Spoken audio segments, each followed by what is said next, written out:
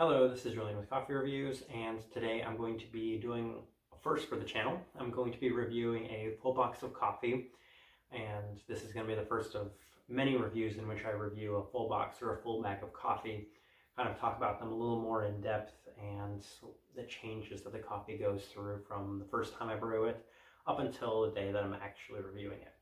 So the first coffee that's going to be part of this series is this Cabra Injerto washed Pacamara from Guatemala.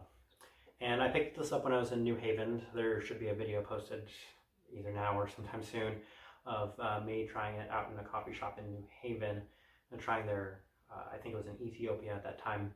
But I picked up this box of coffee and I was really interested. It's a special limited offering from Cabra. So I wanted to trial it and give you some thoughts and some opinions on it, as well as what I get from this coffee.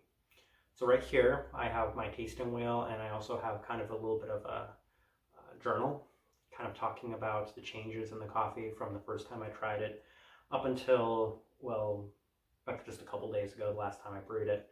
And I do have the coffee here to sip on while we're discussing it. All right. So Cabra, of course, it's out of Denmark. I think I have a couple of reviews of their coffee on my channel currently. You know, considered one of the best in the entire world, and as soon as I saw this, I knew I needed to get this. I took a look on their website when I was about to talk about this coffee. I saw that they had a natural and a washed geisha, also Guatemala. I kind of wish those would have been my first two choices if I would have seen those, but I was still super happy to try this coffee. Let's go ahead and take a look at some of my notes here. So I was looking at, the first time I brewed it was day 6, and when I brewed it on day 6, it was definitely not quite ready. Some coffees you can drink from day 5, day 6, day 7, and they may not be all the way there. I feel like this one right here was still kind of lacking just the tiniest bit in its flavor profile at that time. But by day 13, I was starting to get a little bit more of the green tea flavor. And it was at that point where it hit a very heavy green tea forward sort of taste to it. One of the things I really wanted to note and highlight on this coffee, though, is that it really seemed to have such a heavy body for something I was brewing out of the Chemex. I either made this out of the Chemex or my Funex, so for the most part it was done pretty much the same way. And even then, even now, it still has a really heavy body for something that's been put through the Chemex.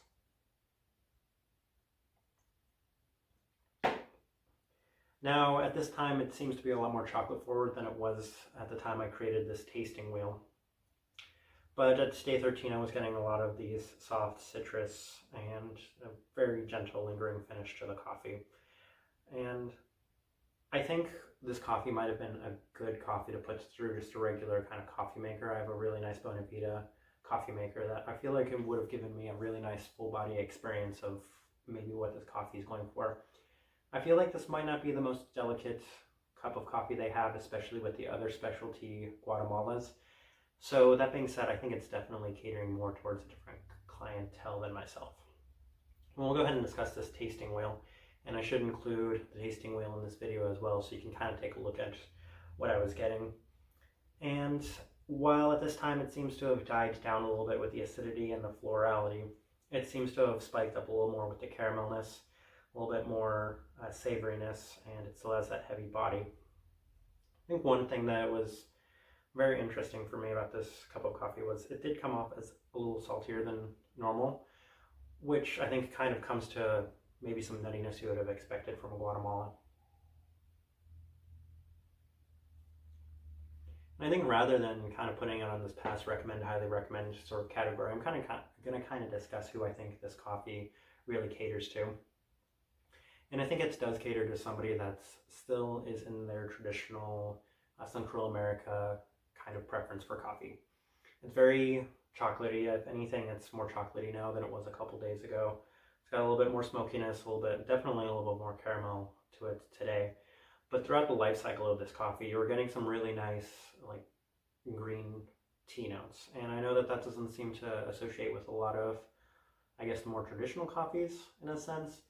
It definitely does tend to finish off and kind of linger that way, where it's so full-bodied and it's got a lot of that robust chocolatiness that people that do enjoy their traditionality will enjoy that, along with some added, I guess, uniqueness and kind of fun that goes along with this cup of coffee.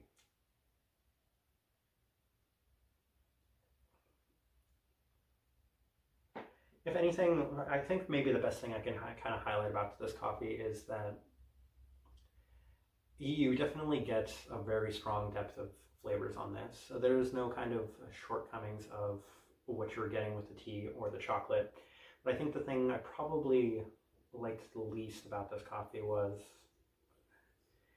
I kind of expected something a little more, I guess, fruit forward. I was expecting those orange notes to kind of shine through a little more than they did, and they didn't quite come through as much as I had hoped. I was just getting way more of the tea and the chocolate.